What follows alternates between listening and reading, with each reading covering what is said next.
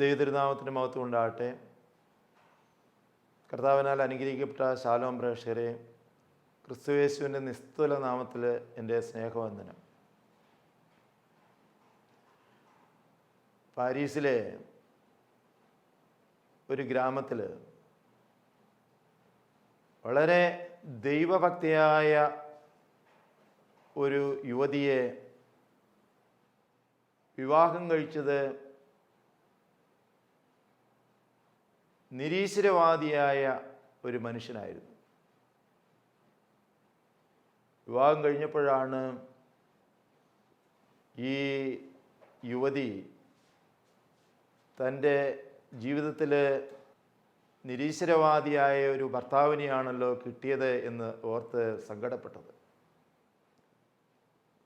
ഏതായാലും പ്രത്യാശയോടെ അവൾ ദൈവസന്നിധിയിൽ ഈ മനുഷ്യന് വേണ്ടി പ്രാർത്ഥിക്കുകയായിരുന്നു. അദ്ദേഹത്തെ ദൈവവിശ്വാസത്തിലേക്ക് നയിക്കണമേ എന്ന് ദൈവസന്നിധിയിൽ നിരന്തരമായി പ്രാർത്ഥിച്ചുകൊണ്ടിരുന്നു. അങ്ങനെ ഇരിക്കുകയാണ് ഇവൾക്ക് മാരകമായ ഒരു രോഗം ബാധിച്ചു. അവൾ മരണപ്പെടുന്നു. മരണത്തോടെടുക്കുന്ന നിമിഷത്തിലും ഈ സഹോദരി ഭർത്താവിനോട് ദിവ്യവിശ്വാസത്തിലേക്ക് വരുവാനായിട്ട് ആവശ്യപ്പെട്ടുവെങ്കിലും ആ മനുഷ്യനത് പുച്ഛിച്ചു തള്ളി. എന്തായാലും ഭാര്യയുടെ മരണശേഷം ദിവസങ്ങൾ കഴിഞ്ഞപ്പോൾ ഈ മനുഷ്യൻ ഭാര്യയുടെ മരണപത്രം എടുത്ത് വായിക്കുവാനായിട്ടിടയായി. അപ്പോഴാണ് മരണപത്രത്തിൽ കുറിച്ചു വച്ചിരിക്കുകയായിരുന്നു, ഭർത്താവിൻ്റെ മാനസാന്തരത്തിന് വേണ്ടി പ്രാർത്ഥിച്ചിട്ടും അനുഭവം ലഭിക്കാത്ത പശ്ചാത്തലത്തിൽ അവർ ദൈവത്തോട് ചോദിച്ചു വാങ്ങിയതാണ് ഈ രോഗവും മരണവുമെന്ന്. ഇത് മനസ്സിലാക്കിയിട്ടും അദ്ദേഹത്തിന് യാതൊരു കൂസലുമില്ല. അങ്ങനെ ഇരിക്കെ അദ്ദേഹത്തിൻ്റെ ജീവിതത്തിലൊരു പ്രതിസന്ധി അനുഭവപ്പെട്ടപ്പോൾ ഈ ഭാര്യയുടെ ആഗ്രഹം അദ്ദേഹത്തിൻ്റെ മനസ്സിലേക്ക് കടന്നു വന്നു. അദ്ദേഹം ഒരു വിചിന്തനത്തിന് തയ്യാറായി. അദ്ദേഹം ദൈവവിശ്വാസം പഠിക്കുവാനായിട്ട് ഇടയായി. വിശ്വാസം പഠിച്ചു കഴിഞ്ഞപ്പോൾ അദ്ദേഹത്തിന് വൈദികനാകണമെന്നൊരാഗ്രഹം. അങ്ങനെ സഭാധികാരികളുടെ അടുക്കൽ അദ്ദേഹം തൻ്റെ അഭിലാഷം അറിയിച്ചുവെങ്കിലും അദ്ദേഹത്തിന് നിരാശപ്പെടേണ്ടി വന്നു. നിരീശ്വരവാദം പഠിപ്പിച്ചുകൊണ്ടിരുന്ന ഈ മനുഷ്യനെ വൈദികനാക്കുവാനായിട്ട് സഭ തയ്യാറായില്ല. എന്തായാലും അദ്ദേഹം അതിനുവേണ്ടി ആഗ്രഹിച്ചു, പ്രാർത്ഥിച്ചു. അങ്ങനെ മാർപ്പാപ്പയുടെ അടുക്കൽ ഈ ആഗ്രഹം സമർപ്പിച്ചു. മാർപ്പാപ്പ മുൻകൈയെടുത്ത് അദ്ദേഹത്തെ ഒരു ഡൊമിനിക്കൻ വൈദികനാക്കുവാനായിട്ട് ഇടയായി. പ്രിയമുള്ളവരെ, വിശ്വപ്രസിദ്ധ വേദശാസ്ത്രജ്ഞനായ ഫുൾട്ടൻ ജെ ഷീൻ സംബന്ധിച്ച ഒരു സുവിശേഷ യോഗത്തിൽ വചനപ്രഘോഷണം നടത്തിയതായ ഫാദർ ഫെലിക്സ് വെളിപ്പെടുത്തിയതായ ഈ സംഭവം ആ മനുഷ്യൻ ഞാൻ തന്നെയാണെന്ന്. വാസ്തവത്തിൽ ബിഷപ്പ് ഫുൾട്ടൻ ജെ ഷീനെ സ്വാധീനിച്ച ഒരു സുവിശേഷ ശുശ്രൂഷയായിരുന്നു അത് എന്ന് ആ പിതാവ് തൻ്റെ ജീവചരിത്രത്തിൽ രേഖപ്പെടുത്തിയിട്ടുണ്ട്. പലപ്പോഴും നമ്മൾ ആഗ്രഹിക്കാത്ത ജീവിത പങ്കാളിയെ ലഭിക്കുമ്പോൾ നമ്മൾ പതറിപ്പോകാറുണ്ട്. വിശ്വാസിയായ ഭാര്യയ്ക്ക് അവിശ്വാസിയായ ജീവിത പങ്കാളിയെ ലഭിക്കുന്നു. മാതൃകാ ജീവിതം നയിക്കുന്ന ഭർത്താവിന് ദുർമാർഗിയായ ഭാര്യയെ ലഭിക്കുന്നു. ഇതൊക്കെ നമുക്ക് ഉൾക്കൊള്ളാൻ സാധിക്കാത്ത വിഷയങ്ങളാണ്. എന്നാൽ ഇതിൻ്റെ എല്ലാം പിന്നിൽ ദൈവിക പദ്ധതിയുണ്ട് എന്ന് മനസ്സിലാക്കുവാനായിട്ട് നമുക്ക് സാധിക്കണം. അവിശ്വാസിയായ ഒരു ഭർത്താവിനെ വിശ്വാസത്തിലേക്ക് നയിക്കുക എന്നുള്ളതാണ് വിശ്വാസിയായ ഭാര്യയ്ക്ക് അവിശ്വാസിയായ ഭർത്താവിനെ ലഭിക്കുന്നതിലൂടെ സംഭവിക്കേണ്ടത്. ദുർമാർഗിയായ ജീവിത പങ്കാളിയെ ദൈവസ്നേഹാനുഭവത്തിലേക്ക് നയിക്കുക എന്നുള്ളതാണ് ദൈവം ആഗ്രഹിക്കുന്നത്. അതുകൊണ്ടാണ് ദൈവസ്നേഹത്തിൽ നിറഞ്ഞു നിൽക്കുന്നതായ ഒരു ജീവിത പങ്കാളിക്ക് ദുർമാർഗിയായ ജീവിത പങ്കാളിയെ ലഭിക്കുവാനായിട്ട് ദൈവം വഴിയൊരുക്കുക. നമ്മുടെയൊക്കെ ചിന്തയ്ക്ക് അതീതമായ ഈ അനുഭവം നമ്മുടെ ജീവിതത്തെ വിലയിരുത്തുവാനായിട്ട് സഹായിക്കണം. ഇതുപോലുള്ള പ്രതികൂലതകളിലാണ് ദൈവിക ഇടപെടൽ സംഭവിക്കുക എന്നുള്ളത് നമ്മൾ മനസ്സിലാക്കണം. ഞാൻ ഓർക്കുകയായിരുന്നു, ഒരു വൈദികൻ എന്ന നിലയിൽ തികച്ചും ഒരു വിജയമാണ് എൻ്റെ ശുശ്രൂഷകളെന്ന് ചിന്തിച്ചു വന്ന ഒരു വ്യക്തിയാണ് ഞാൻ. സഭാവിശ്വാസികളുടെ ആവശ്യങ്ങൾ, കൗദാശിക ശുശ്രൂഷകൾ വളരെ ചിട്ടയോടെ, വളരെ സമർപ്പണ മനോഭാവത്തോടെ നിർവഹിച്ചു വന്ന ഞാൻ ഒരു പരിധിവരെ അതിൽ ആത്മാഭിമാനം കൊണ്ട ഒരു വ്യക്തിയായിരുന്നു. എന്നാൽ ഈ കരിസ്മാറ്റിക് നവീകരണ ശുശ്രൂഷകളെ ഒരു തരത്തിലും എനിക്ക് ഉൾക്കൊള്ളുവാനായിട്ട് സാധിച്ചിരുന്നില്ല. അതിനെ നഖശികാന്തം എതിർക്കുകയും, കോട്ടയിലും മുരിങ്ങൂരും ഒക്കെ ധ്യാനത്തിന് വന്ന മാനസാന്തരപ്പെട്ട ആളുകൾ ഇടവകയിൽ പ്രാർത്ഥനാ കൂട്ടായ്മകളൊക്കെ സംഘടിപ്പിക്കുമ്പോൾ അവിടെ കടന്നു ചെന്ന് അവരെ നിരുത്സാഹപ്പെടുത്തുവാനും, എന്തിനു പറയുന്നു, ഒരു പ്രാർത്ഥനാ കൂട്ടായ്മ പിരിച്ചുവിടുവാൻ തക്കവണ്ണം വരെ ഞാൻ ഇടയായി. ആ അവസ്ഥയിലാണ് എൻ്റെ ജീവിതത്തിൽ വെള്ളടി പോലെ ഒരു പ്രതിസന്ധി കടന്നു വന്നത്. എൻ്റെ പ്രിയപ്പെട്ട സഹധർമ്മിണി ക്യാൻസർ രോഗിയായി തീരുകയായിരുന്നു. രോഗം മൂർച്ഛിച്ച് അതിൻ്റെ മരണാസന്നമായ സ്റ്റേജിൽ തൈലാഭിഷേകമൊക്കെ കഴിഞ്ഞ് എന്നെ മാമോദീസ മുക്കിയ എൻ്റെ മാതാവിൻ്റെ ഇടവുകാരി വയോവൃദ്ധനായ ജോർജ് മേച്ചങ്കരി അച്ഛൻ എൻ്റെ ഭാര്യയുമായി ഒരു ധ്യാനത്തിന് പോകണമെന്ന് എന്നോട് ആവശ്യപ്പെടുകയാണ്. ഒരു തരത്തിലും എനിക്കത് ഉൾക്കൊള്ളാൻ സാധിച്ചില്ല എന്ന് മാത്രമല്ല, ഞാൻ അച്ഛനെ നഖശികാന്തം എതിർക്കുകയും ഈ ശുശ്രൂഷകൾ ശരിയല്ല എന്ന് വരെ പറയുവാനും ഇടയായി. ഇത്ര മുതിർന്ന ഒരു വൈദികനെ സങ്കടത്തോടെ പറഞ്ഞയച്ച ഞാൻ എൻ്റെ ഭാര്യ ഈ അച്ഛൻ കൊടുത്തയച്ച ഒരു വചന ശുശ്രൂഷയുടെ കാസറ്റ് ശ്രവിച്ചത് അവരുടെ മരണാസന്ന നിമിഷങ്ങളിൽ അവർക്ക് ആശ്വാസം നൽകുന്നതായിട്ട് എനിക്ക് അനുഭവപ്പെട്ടു. അപ്പോഴാണ് ഞാനും ആ കാസറ്റ് ശ്രദ്ധിക്കുവാനായിട്ട് തയ്യാറായത്. ജോർജ് പനക്കലച്ചൻ്റെ ക്ഷമിക്കുന്ന സ്നേഹത്തിൻ്റെ പ്രസംഗത്തിലൂടെ എൻ്റെ പല സംശയങ്ങൾക്കും മറുപടി അവിടെ ലഭിക്കുവാനായിട്ടിടയായി. ഞാൻ എൻ്റെ അച്ഛനെ വിളിച്ച് ഒരു ധ്യാനത്തിന് പോകണമെന്ന് ആഗ്രഹിച്ചു.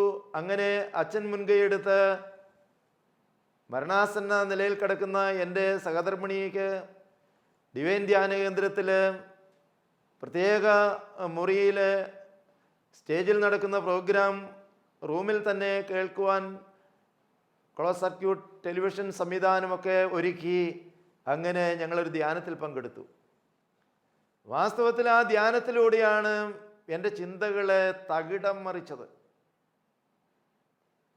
ആ ശുശ്രൂഷയിലൂടെ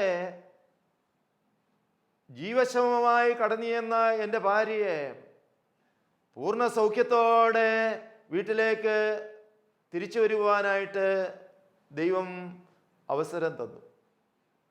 ഒരു വാക്കുപോലും ഉരിയാടാൻ നിവൃത്തിയില്ലാത്ത അവസ്ഥയിൽ ധ്യാനത്തിന് പോയെങ്കിൽ തുള്ളിച്ചാടി പാട്ടും പാടിയാണ് ഞങ്ങൾ തിരിച്ചു വന്നത്. ഒരു തുള്ളി വെള്ളം പോലും ഇറക്കാൻ പറ്റാത്ത അവസ്ഥയിൽ ടാബ്ലറ്റ്സ് ഒന്നും കഴിക്കാൻ സാധിക്കാത്ത സാഹചര്യത്തിൽ സെഡേഷന് വേണ്ടിയിട്ട് ഓപ്പിയം ടിഞ്ചർ, മൃഗങ്ങളെ മയക്കുന്ന ഡ്രോപ്സ് വരെ കൊടുക്കുവാൻ തക്കോണം ഇടയായിട്ടുണ്ട്.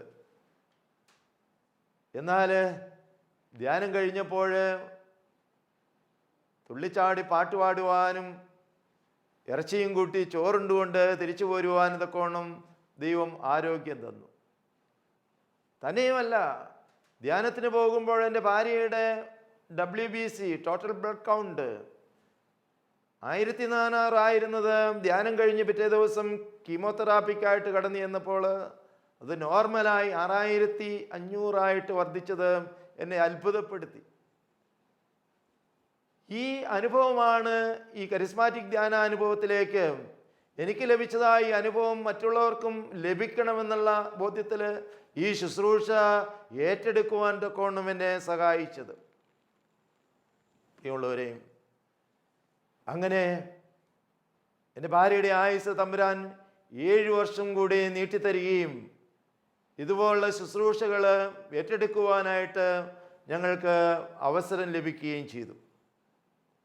ജീവിതത്തിലെ പ്രതിസന്ധികൾ ദൈവസന്നിധിയിലേക്ക് അടുത്തു വരുവാനായിട്ട് ദൈവം തരുന്ന അവസരങ്ങളായിട്ട് കണ്ടെത്തണം. നമുക്കറിയാം, യെശയ്യാ പ്രവാചകന്റെ മാനസാന്തരത്തിന് മുഖാന്തരമായത് ഉസിയാ രാജാവിൻ്റെ മരണമായിരുന്നു. യെശയ്യാ പ്രവചനം 6-ാം അധ്യായം അതിൻ്റെ 1-ാം വാക്യം ഇങ്ങനെയാണ് പറയുന്നത്: ഉസിയാ രാജാവ് മരിച്ച ആണ്ടിൽ കർത്താവ് ഉയർന്നും പൊങ്ങിയിരിക്കുന്ന സിംഹാസനത്തിലിരിക്കുന്നത് ഞാൻ കണ്ടു. ഉസിയാ രാജാവിൻ്റെ അപ്രതീക്ഷിതമായ മരണം യെശയ്യാവിനൊരു നഷ്ടബോധമാണുളവാക്കിയത്. കാരണം മറ്റൊന്നുമല്ല, ഉസിയാവ് യഹൂദയുടെ രാജാവായിട്ട് വാണരുളിയപ്പോൾ ഉസിയാവിൻ്റെ പിതാവ് അമസ്യാവിൻ്റെ സഹോദരൻ ആമോസിൻ്റെ മകനായ യെശയ്യാവിന് രാജഭരണത്തിൽ പങ്കാളിത്തവും രാജകൊട്ടാരത്തിലെ സ്ഥാനമാനങ്ങളും പദവികളും ലഭിക്കുകയായിരുന്നു. തൻ്റെ പിതൃസഹോദരപുത്രനായ യെശയ്യാവിന് ഇങ്ങനെ രാജകീയ പ്രൗഢിയോടെ വാഴുവാനായിട്ട് ഉസിയാവ് അവസരം കൊടുത്തു. അങ്ങനെ ഇരിക്കുകയാണ് ഉസിയാ രാജാവിൻ്റെ മരണം സംഭവിക്കുക. ഉസിയാ രാജാവിൻ്റെ മരണത്തിലൂടെ നഷ്ടം സംഭവിച്ചത് യെശയ്യാവിനാണ്.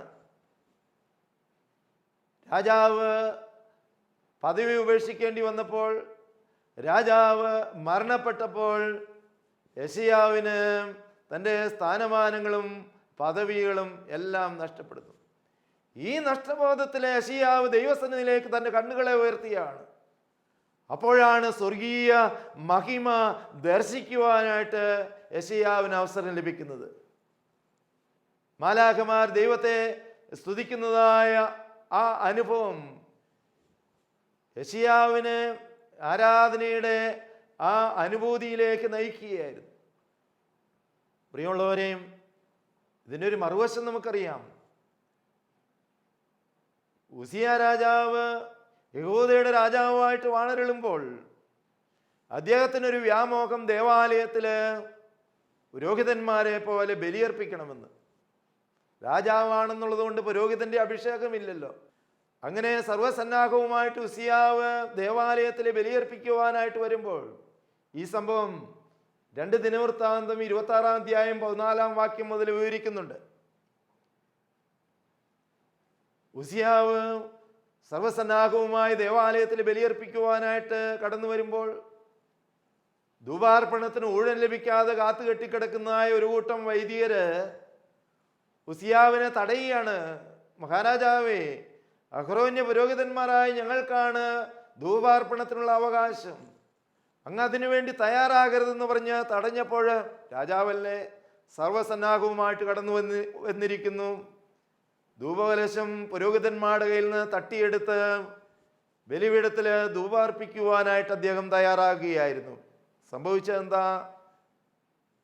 അവിടെ പുരോഹിതന്മാർ നോക്കി നിൽക്കെ ധൂപാർപ്പണ വേളയിൽ രാജാവിൻ്റെ നെറ്റിമേൽ കുഷ്ഠരോഗം പൊങ്ങി.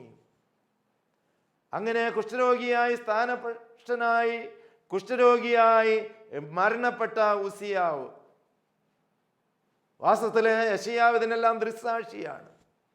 വികലമായ ആരാധന ഉസിയാവിനെ രോഗിയാക്കുവാനും മരണത്തിലേക്ക് നയിക്കുവാനും ഇടയാക്കിയെങ്കിൽ ഈ അനുഭവം യെശയ്യാവിനെ സത്യാരാധനയിലേക്ക് നയിക്കുകയായിരുന്നു. പ്രിയമുള്ളവരെ, സത്യത്തിലും ആത്മാവിലും ദൈവത്തെ ആരാധിക്കുവാനായിട്ടാണ് ദൈവം നമ്മെ വിളിച്ചിരിക്കുന്നത്. പലപ്പോഴും നമ്മുടെ ആരാധനകളിൽ സ്വാർത്ഥതകൾ നിറഞ്ഞു നിൽക്കുന്നു എന്നുള്ളതാണ് നമുക്ക് ആരാധനയ്ക്ക് തടസ്സമായി നിൽക്കുന്നതായ, അഭിഷേകത്തിന് തടസ്സമായി നിൽക്കുന്നതായ അവസ്ഥ.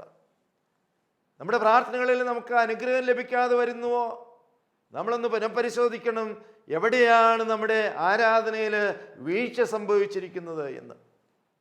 പ്രിയമുള്ളവരെ, നമ്മുടെ പ്രാർത്ഥനകൾക്ക് ഉത്തരം കിട്ടുന്നില്ല എങ്കിൽ നമ്മുടെ പ്രാർത്ഥനകളിൽ സ്വാർത്ഥതയുണ്ടോ എന്ന് വിലയിരുത്തുവാനായിട്ട് നമുക്ക് സാധിക്കണം. ഞാനെന്ന ഭാവത്തോടെ, പരീക്ഷ മനോഭാവത്തോടെയാണ് നമ്മൾ ദൈവസന്നിധിയിലേക്ക് അടുത്തു വരുന്നത് എങ്കിൽ ദൈവത്തിന് പോലും നമ്മളിൽ പ്രവർത്തിക്കുവാനായിട്ട് സാധിക്കില്ല. അതുകൊണ്ട് ആരാധനയ്ക്കായിട്ട് ദൈവസന്നിധിയിലേക്ക് അടുത്തു വരുമ്പോൾ വിനയത്തോടെ കടന്നു വരുവാനായിട്ട് നമുക്ക് സാധിക്കണം. ധ്യാനത്തിലേക്ക് കടന്നു വരുന്നതായ ആളുകൾക്ക് ഈ ആരാധന അവരുടെ ജീവിതത്തിൽ ഒരു അനുഭവമായിട്ട് മാറുമ്പോഴാണ് അവരുടെ ജീവിതത്തിൽ കർത്താവ് ഇടപെടുവാനായിട്ട് ഇടയാകുന്നത്. ഞാൻ ഓർക്കുന്നുണ്ട്, മദ്യപാനികളായ ആളുകൾ, ദൈവനിഷേധികളായ ആളുകൾ ദൈവസന്നിധിയിലേക്ക് കടന്നു വരുന്ന ദൈവാനുഗ്രഹങ്ങൾ കൊണ്ട് അഭിഷേകം ചെയ്യപ്പെട്ട് തുള്ളിച്ചാടി മടങ്ങിപ്പോകുന്ന ഞാൻ കാണാറുണ്ട്. ഈ ധ്യാന കേന്ദ്രത്തിൻ്റെ ആരംഭകാലത്ത് ഒരു നിരീശ്വരനായ മനുഷ്യനിവിടെ ധ്യാനത്തിനായിട്ട് കടന്നു വന്നു. അദ്ദേഹം ധ്യാനത്തിന് വന്നത് മറ്റൊന്നുമായിരുന്നില്ല, അദ്ദേഹം ഒരു എഴുത്തുകാരനാണ്. ഇവിടെ ധ്യാനകേന്ദ്രം തുടങ്ങിയപ്പോൾ ഈ ധ്യാനകേന്ദ്രത്തിൻ്റെ നെഗറ്റീവ് വശങ്ങളൊന്ന് പഠിക്കുവാനായിട്ടാണ് അദ്ദേഹം ഇവിടെ വന്നത്. എന്നിട്ട് ഈ ധ്യാനകേന്ദ്രത്തിനെതിരായിട്ട് ഒരു ആർട്ടിക്കിൾ തയ്യാറാക്കി പബ്ലിഷ് ചെയ്യാനായിരുന്നു അദ്ദേഹത്തിൻ്റെ ഉദ്ദേശം. പ്രിയമുള്ളവരെ, അദ്ദേഹം ധ്യാനത്തിൽ ഓരോ ക്ലാസ്സും മിസ് ചെയ്യാതെ വളരെ ചിട്ടയോടെ പങ്കെടുത്തു. കാരണം എവിടെയാണ് പൊടുപ്പും തൊങ്ങലും കിട്ടുന്നത് അറിയില്ലല്ലോ. അങ്ങനെ അദ്ദേഹം വളരെ ഗൗരവത്തോടെ ആ ശുശ്രൂഷയിൽ പങ്കെടുത്തപ്പോൾ സംഭവിച്ചെന്തെന്ന് പറഞ്ഞു, അദ്ദേഹത്തിൻ്റെ ഒരു കണ്ണ് പകുതി അടഞ്ഞിരുന്നായിരുന്നു, അതിന് കാഴ്ചയില്ലായിരുന്നു. ആരാധന വേളയിൽ ആ മനുഷ്യൻ്റെ കണ്ണിന് കാഴ്ച കിട്ടി. കാഴ്ചയില്ലാത്ത കണ്ണിന് കാഴ്ച കിട്ടി. ആ മനുഷ്യനിവിടെ പ്രാർത്ഥനാ ഹോളിൽ തുള്ളിച്ചാടി ഡാൻസ് കളിക്കാൻ തുടങ്ങി. കണ്ടവരൊക്കെ അത്ഭുതപ്പെട്ടു. ധ്യാനം കൂടി ഭ്രാന്ത് പിടിച്ചു എന്ന് കേട്ടിട്ടുണ്ട്, ഇവിടെ അത് സംഭവിച്ചോ എന്ന് സംശയിച്ചു പോയി. എന്തായാലും ആരാധന കഴിഞ്ഞപ്പോൾ ആ മനുഷ്യൻ തൻ്റെ അനുഭവം ഇവിടെ സാക്ഷ്യപ്പെടുത്തുകയായിരുന്നു. ഞാൻ ദുരുദ്ദേശത്തോടെയാണ് ഇവിടെ ധ്യാനത്തിന് വന്നത്, പക്ഷേ എന്നെയും തമ്പുരാൻ തൊട്ടു, എൻ്റെ കാഴ്ചയില്ലാത്ത ഈ കണ്ണിന് തമ്പുരാൻ കാഴ്ച തന്നു എന്ന്. പ്രിയമുള്ളവരെ, അപ്പോൾ ദൈവത്തെ അറിയാത്തവരെ പോലും ദൈവാനുഭവത്തിലേക്ക്, ദൈവാനുഗ്രഹം ആഗ്രഹിക്കാത്തവരെ പോലും ദൈവാനുഗ്രഹത്തിലേക്ക് നയിക്കുവാനായിട്ട് ഈ ധ്യാന ശുശ്രൂഷകളിലൂടെ സാധിക്കുന്നു. അവരുടെ ഏറ്റവും വലിയ അനുഭവം എന്ന് പറയുന്നത് ആരാധന അവരുടെ ജീവിതത്തിലെ ഒരു അനുഭവമായിട്ട് മാറുന്നു എന്നാണ്. എനിക്കറിയാം, ക്രൈസ്തവരായിട്ടുള്ള ഒത്തിരി ആളുകൾ ഈ ശുശ്രൂഷയിലേക്ക് കടന്നു വരാറുണ്ട്. അവർക്ക് വിശുദ്ധ കുർബാന സ്വീകരിക്കുവാനായിട്ട് സാധിക്കുകയില്ലല്ലോ. എന്നാൽ ഈ വിശുദ്ധ കുർബാന സ്വീകരിക്കുന്നതായ സമയത്ത് അവര് വളരെ ഭക്തിയോടെ കൈകൂപ്പി ആ ശുശ്രൂഷയിൽ പങ്കെടുക്കുകയും, കുർബാന സ്വീകരിച്ച ആളുകളൊക്കെ വെള്ളം കുടിക്കുന്നത് അവർ ശ്രദ്ധിച്ചു. ഒരു ആർത്തിയോടെ ആ ദാഹജലം കുടിച്ച് അവര് സംതൃപ്തി അടയുന്നു. ഞാൻ പലപ്പോഴും വാച്ച് ചെയ്യാറുണ്ട്, കുർബാന സ്വീകരിക്കുന്ന നമ്മളെക്കാൾ അനുഭൂതിയോടെയാണ് കുർബാന സ്വീകരിക്കാതെ ആത്മാവില് അത് സ്വീകരിച്ച് അവർ മടങ്ങിപ്പോകുന്നത്. ഈ ധ്യാന കേന്ദ്രത്തിലെ ഏറ്റവും കൂടുതൽ അറ്റൻഡൻസ് ഉള്ളതായ ഒരു ക്രൈസ്തവ കുടുംബമുണ്ട്. ഒരു വെള്ളിയാഴ്ച പോലും മുടങ്ങാതെ, ഇപ്പോൾ ഒരു വാർദ്ധക്യത്തിൽ കിടപ്പ് രോഗിയായിട്ട് കിടക്കുക, എന്നാലും മക്കളോട് ആവശ്യപ്പെട്ട് ഇവിടെ ഇടയ്ക്കിടയ്ക്ക് ഈ ശുശ്രൂഷയിലേക്ക് കടന്നു വരാറുണ്ട്. പ്രിയമുള്ളവരെ, വളരെ ഗൗരവത്തോടെ നമ്മൾ ചിന്തിക്കേണ്ടതായ ഒരു വിഷയമാണ്. ജീവിതത്തിലെ പ്രതിസന്ധികൾ ദൈവത്തിലേക്ക് അടുത്തു വരുവാനായിട്ടുള്ള അവസരമായിട്ട് നമ്മൾ കാണണം. പറഞ്ഞില്ലേ, എൻ്റെ പിതാവിനാൽ ആകർഷിക്കപ്പെടാതെ ഒരുത്തിനും എൻ്റെ അടുക്കൽ വരുവാനായിട്ട് സാധിക്കുകയില്ല. ആത്മീയ ശുശ്രൂഷകളിലേക്ക് അടുത്തു വരുമ്പോൾ പിതാവാൻ ദൈവത്തിൻ്റെ ആകർഷണ വലയത്തിൽ നമ്മളായിത്തീരുകയാണ്. ഒരു ഇരുമ്പിനെ കാന്തം ആകർഷിക്കണമെങ്കിൽ ആ കാന്തത്തിൻ്റെ ആകർഷണ വലയത്തിലായിരിക്കണം ഇരുമ്പ്. അതുകൊണ്ട് ഈ ആത്മീയ ശുശ്രൂഷകളിലേക്ക് അടുത്തു വരുവാനും അനേകായിരങ്ങളെ ഈ കാന്തിക വലയത്തിനുള്ളിലേക്ക് ആകർഷിക്കുവാൻ തക്കോണം നമുക്ക് സാധിക്കണം. അതുകൊണ്ട് എന്നെ കേൾക്കുന്ന വിശ്വാസികളെ, ഈ ഒരു ദൗത്യം ഏറ്റെടുക്കുവാൻ തക്കോണം നമുക്ക് ഇടയാകട്ടെ. ഈ ഒരു ശുശ്രൂഷയുടെ ഭാഗമായി തീരുവാൻ തക്കോണം നമുക്ക് സാധിക്കട്ടെ. ഈ ശുശ്രൂഷയെ താല്പര്യമില്ലാതെ വീക്ഷിക്കുന്ന ആരെങ്കിലും ഉണ്ടെങ്കിൽ പോലും അവരിലും ദൈവത്തിൻ്റെ സ്നേഹം വ്യാപരിക്കുവാനായിട്ട് ദൈവം ആഗ്രഹിക്കുകയാണ്. അതുകൊണ്ട് ഈ ദൗത്യം നമുക്കും ഏറ്റെടുക്കാം. ദൈവത്തെ അറിയാത്തവരുടെ ഇടയിലേക്ക് ഇറങ്ങിച്ചെന്ന് സ്നേഹത്തിൻ്റെ ആഴവും നീളവും വീതിയും പരപ്പും കാണിച്ചു കൊടുക്കുവാനായിട്ട് നമുക്ക് സാധിക്കണം. ആയതിന് ദൈവത്തിൻ്റെ പരിശുദ്ധാത്മാവ് നമ്മളെ സഹായിക്കട്ടെ. നമുക്ക് പ്രാർത്ഥിക്കാം. പിതൃത്വ പരിശുദ്ധാത്മാവാൻ ദൈവമേ, ഞങ്ങൾ നിന്നെ സ്തുതിക്കുന്നു, ആരാധിക്കുന്നു, മഹത്വപ്പെടുത്തുന്നു. കേട്ട വചനങ്ങൾക്കായി സ്തോത്രം. നീ ഞങ്ങളെ അനുഗ്രഹിച്ചുവല്ലോ കർത്താവേ. ഞങ്ങളെ നീ സഹായിക്കണമേ എന്ന് പ്രാർത്ഥിക്കുന്നു. അനേക നഷ്ടപ്പെട്ട ആത്മാക്കളെ നിങ്ങളിലേക്ക് ആദായപ്പെടുത്തുവാൻ തക്കോണം, നിൻ്റെ രാജ്യത്തിൻ്റെ കെട്ടുപണിക്ക് വേണ്ടിയിട്ട് തയ്യാറാക്കുവാൻ തക്കോണം നീ ഞങ്ങളെ സന്നദ്ധരാക്കണേ എന്ന് പ്രാർത്ഥിക്കുന്നു. കൃപകൾക്കായി സ്തോത്രം, അനുഗ്രഹങ്ങൾക്കായി സ്തോത്രം. മാതാവേ, ശുദ്ധിവാന്മാരെ, ശുദ്ധികളെ പ്രാർത്ഥിക്കണമേ. പിതാവിൻ്റെയും പുത്രൻ്റെയും പരിശുദ്ധ നാമത്തിൽ തന്നെ. ആമേൻ.